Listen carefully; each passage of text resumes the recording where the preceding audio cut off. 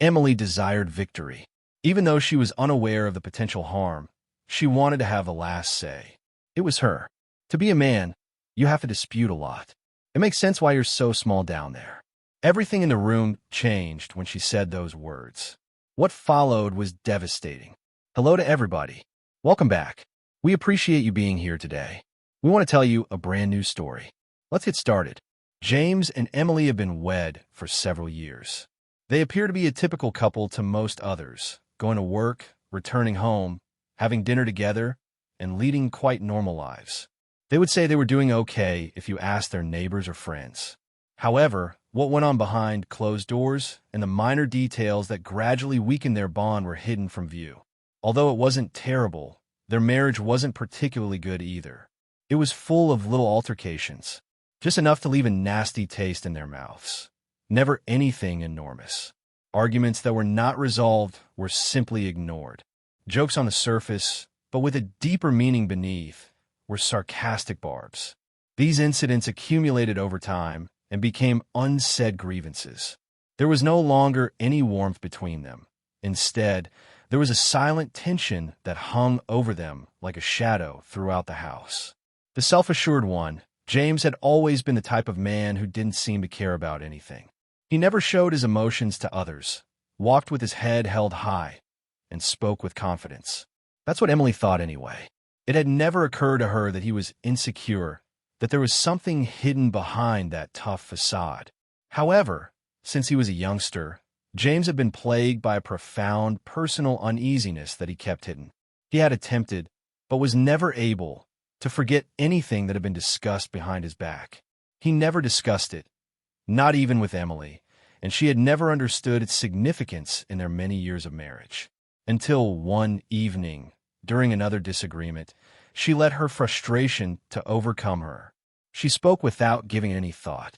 Before hurling the words at him, she didn't consider them, and once she did, she couldn't take them back.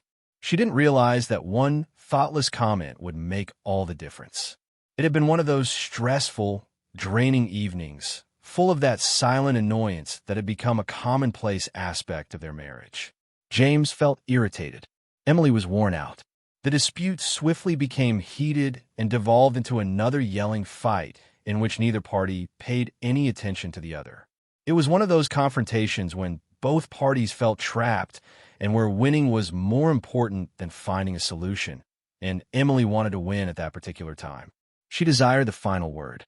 She stated it without hesitation or even considering the harm it may create because she wanted him to know how tired she was. To be a man, you have to dispute a lot. It makes sense why you're so small down there. Everything in the room changed when she said those words. The fury subsided, but not in the manner she had anticipated. James remained silent. He did not retort. Instead of insulting her, as he usually would have, he simply halted. His face remained motionless. He clenched his jaw. Emily's stomach dropped when she saw something in his eyes for the first time in their marriage, and his hands tightened slightly at his sides. It was more than fury. It was more than just annoyance. It was something far more serious. Pain, betrayal, humiliation. The sort of expression that informed her she had just touched something she shouldn't have touched. A location so secret that not even his wife had ever really seen it. Then James turned and went away without a word. Emily waited there, holding out for his return, awaiting his scream, to dispute, to retaliate like he always has. However, he never did. And that quiet? He could have said anything else, but that was so much worse. If you have ever been in a relationship, you are aware of the typical course of arguments. Anger, yelling, and even someone storming off are all present. However, you reunite after a period of time, whether it be minutes or hours. At the very least, you acknowledge each other when you speak. However, this time, it was different this time. James never returned to their bedroom that night. Emily didn't give it much thought at first. She assumed he simply needed time to calm down. Said he wanted to spend the night by himself since he was upset. Perhaps he needed a few hours to get his thoughts straight, or perhaps he would return in the middle of the night when she was asleep. In any case, she wasn't really concerned. However, the opposite side of the bed was still vacant when she reached for him in the morning. At that moment, a strange, unpleasant feeling descended upon her. This was something James had never done before. He had never simply walked away. He would still sleep in their bed, even after their most heated arguments. With his back to you, perhaps. Perhaps with a tension wall between them. But he was there all the time. Expecting to find him on the couch or in the kitchen, she got up and looked around the house. However, something fell off when she discovered him sitting on the edge of the bed in the guest room. He wasn't packed. He wasn't even displaying signs of frustration or pacing furiously. He simply sat there, still aloof, as if something had shut down entirely inside of him. Emily waited for him to speak while she stood at the doorway. She talked first because he didn't. "Nothing, James. You're sleeping in here, but why? Nothing has changed." She made another attempt, pressing for a response, asking whether he was going to return to bed and if he was still angry. He hardly gave her a glance, though, and he didn't say it to argue when he did. It wasn't to express to her how deeply she had wounded him. There was only quiet. His agony was loud enough. Days went by with no change. Emily initially convinced herself that it was only a phase and that he would eventually get over it. She convinced herself that he would move on and go on with her life, as usual. However, he didn't. James steered clear of her whenever he could. He would leave her room if she entered it. He gave her nothing if she attempted to strike up a discussion. He would shrink away from her if she touched him. It was more than fury. There was more to it. He seemed to have removed her from his life without uttering a single word. Emily did what she could to try to correct things. In the hopes that the aroma of home-cooked food would comfort him, she prepared his favorite meals. He didn't even touch his plate. He didn't laugh when she tried to lighten the situation with a joke. She even made an effort to show affection by stroking his hand or rubbing up against him as they went by one another. But when she touched him, he tensed. Nothing was successful. At that moment, she became aware of something horrifying. She believed for years that battling meant she still had something to fight for, that they still cared enough to remain upset as long as they were fighting. Now, though, there was nothing now. And that quiet? They had never had a screaming match like that, because it seemed as though something had already died between them. You see, Emily was unaware that her remarks had caused him more than simply immediate pain. They did more than simply make him feel ashamed or hurt his pride. A wound had been torn open by what she said, a wound that existed for a long time before she met him. He had been trying to forget the wound for years. Because of his size, James had always felt self-conscious. He never discussed it, not even with his closest pals. However, he had always felt inadequate as a child. He recalled the taunting, the jokes, and the whispering that went on behind his back. There had been a rumor about him in high school. Someone had begun a chat in the changing room. It wasn't even accurate. It didn't matter, though. He had a crush on the girl, but it got to the wrong person. The way she had stared at him afterwards was still in his memory. Not with rage, not even with sympathy, simply apathy, as if she had lost sight of him. He remembered that moment. Those insecurities did not simply go away as he aged. They permeated his connections. He initially believed they were irrelevant, right up to the day they did. He had been cheated on by his previous significant girlfriend. He had witnessed the treachery. She also didn't cry when he insisted on knowing why. She didn't plead. She made no attempt to lie. She simply shrugged and gave him the truth in the most ruthless manner imaginable. "I can't be satisfied by you." He was destroyed at that same instant. He discovered how to bury his fears so deeply that no one would ever see them again at that point. He never mentioned it. Never allow anyone to approach that aspect of him too closely. He strengthened himself, exuded confidence, and persuaded himself that he was more resilient than before. Then he got to know Emily. She was unique. He didn't feel inferior to her. Didn't give him the impression that he needed to prove anything. He felt secure with her, cherished. He was free of the things that had previously plagued him for the first time.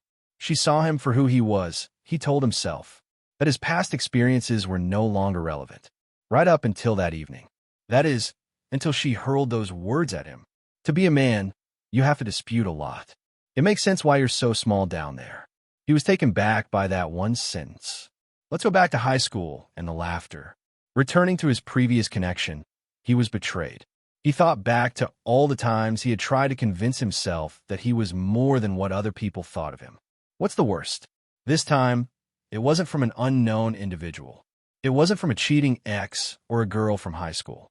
Emily was the source of it. That was the one person he believed would never say it.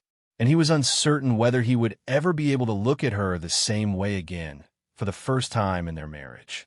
He questions whether she is already unfaithful. On one evening, Emily had had enough. It seemed to get worse as she was waiting for everything to return to normal, she realized. She expected to see him seated on the bed when she entered the guest room that evening to speak with him and apologize. He was browsing his phone like he had been doing for weeks. However, the room was deserted.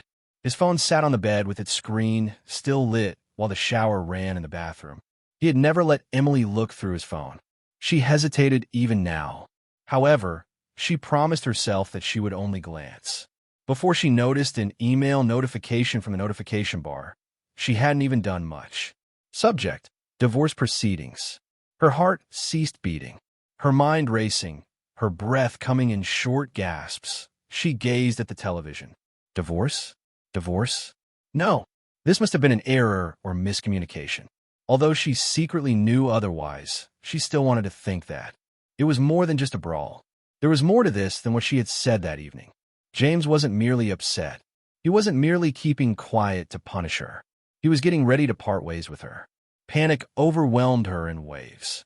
She put the phone down again, her hands shaking. Her body tensed with feelings she couldn't even identify. She retreated from the bed. She was unable to remain silent that evening. She must have known. She was waiting as he emerged from the restroom.